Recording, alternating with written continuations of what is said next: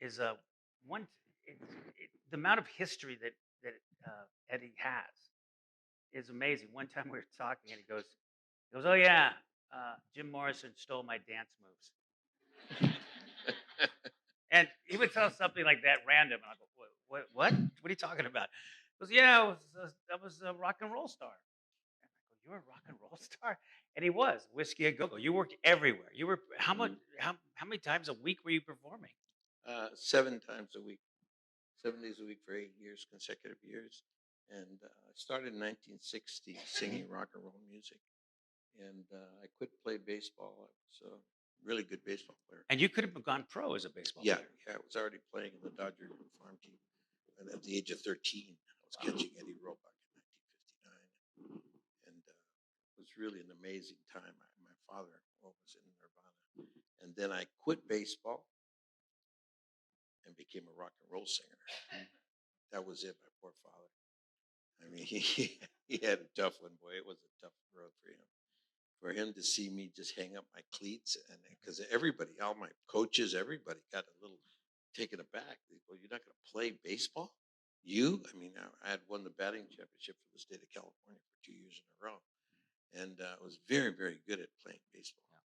And I was a catcher. I played every position: catcher, second base, first base, third base, shortstop, all outfields, all of them. Even pitched in some teams. And but I really love the game. But man, something about music caught me, and Elvis Presley, Richie Valens, all these people that were singing this But stuff that we call rock and roll. But you took that athleticism that you had as a baseball player and you brought it to another level by putting it in your dance, because dance was very important in your life. Yeah, dance was. I started dancing at the age of 10, and my father was not a professional dancer, but he was a very, very good dancer. Really, him and his family were just amazing dancers. Mhm. And my father's from Mexico, from Distrito Federal, and Effie. La Colonia de Miscuac, Yeah. which is where the hospital was for the mentally challenged people. And anyway, he was a great dancer, and we would go to his house because my mother and my father got a divorce. They separated and got a divorce. I was around 7 years old, 6, 7 years old, and it was interesting because that was a man. No Latinos never got divorced. Yeah. It's just like whoa. And so, but they did, and so my father had his own apartment. We'd go over there and we'd help him clean. We'd go over the weekends and stuff. We'd help him clean his house and stuff. He'd put mambo, he'd put Presperado, he'd put all kinds of Tommy Dorsey, Jimmy Dorsey, he'd put Gene Krupa, he'd put all kinds of different musics. And as we were cleaning, Mhm. and he'd put on the record player, and we'd be cleaning and dancing, moving around, and it was so much fun. Yeah. It was just fun to clean, fun to be around him, and we'd see him doing his moves, and he'd be cleaning, and then he'd do a move, he'd do a spin, and he'd do the cha cha cha, he'd do the mambo. Oh, he was really amazing. The two step. He taught me how to two step by the time I was 10. Cha cha, mambo, swing, a multitude of different And rhythms and you had a mirror. Tell me a bit of the mirror. not a mirror. Was it a mirror? My mother decided in her house, she decided to change the front door. And, how normal, you got a front door that opens and people come in and shut the door.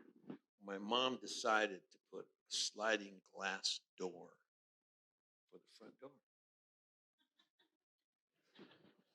Window. The whole front of our house was a window. And then she was going to get curtains. Well, curtains never came. And so, when you were in the living room, you'd walk across in the living room and you look outside and see people driving by waving, "Hey, how you doing? How are you?" But at night,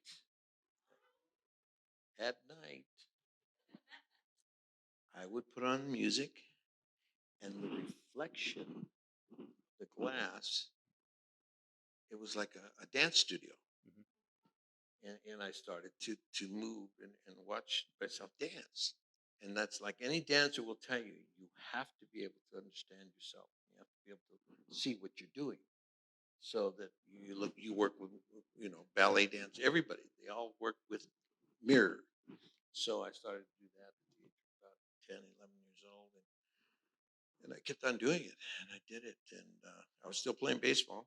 But then when I hit the rock and roll era and I started to sing rock and roll, my movement on stage was advanced.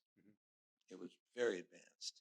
I was looking at James Brown. I was looking at, Little Richard. I was looking at, because on television, in the 50s, middle 50s, 60s, 50, 55, 56, the radio started playing rock and roll music.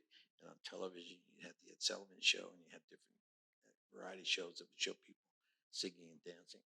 And Elvis was on there, and the Beatles, everybody was on there. And so you could watch them.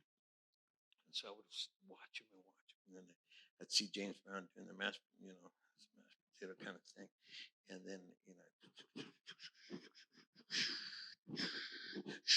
and I would do the same thing. I finally got to the point where I could do it. And so by the time when I was 14, I had been dancing for a few years.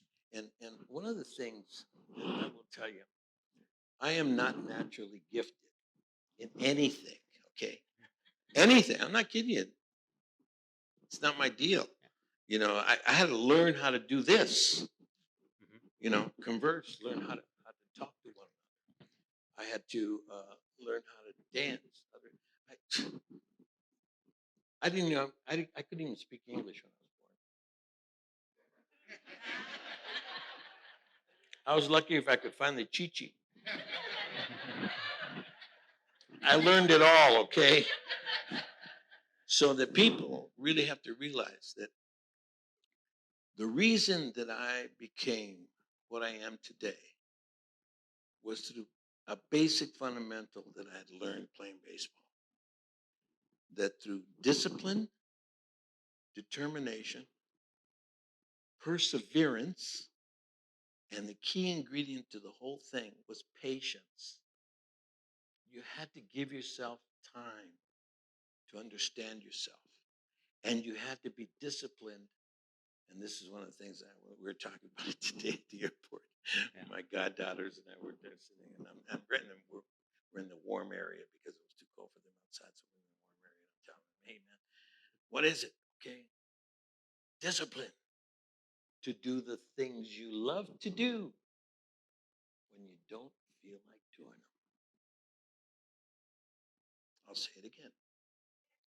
The discipline to do the things you love to do when you don't feel like doing it.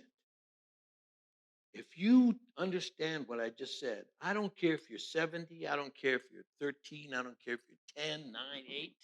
If you understood that, the discipline to make yourself do something that you love to do when you don't feel like doing it, guess what happens? You become really good. Now, you ask any musician that's right here, out here, they know it for a fact. They had to practice 7 days a week. You can't practice 5 days a week, 6 days a week, 3 days a week, 2 days a week. No, you played every single day. And you practice your scales, you do things. And if you're a rock and roller, then you just practice chords and you practice rock and roll songs that you could learn. But you played them every single day. And that was the key to being the best that you can be. Not better than anybody. I didn't want to be better than anybody. Yeah. That wasn't my game plan. All I wanted to do was just be the best that I could be. And guess what? I made it. Yeah. I mean, I made it. Yeah.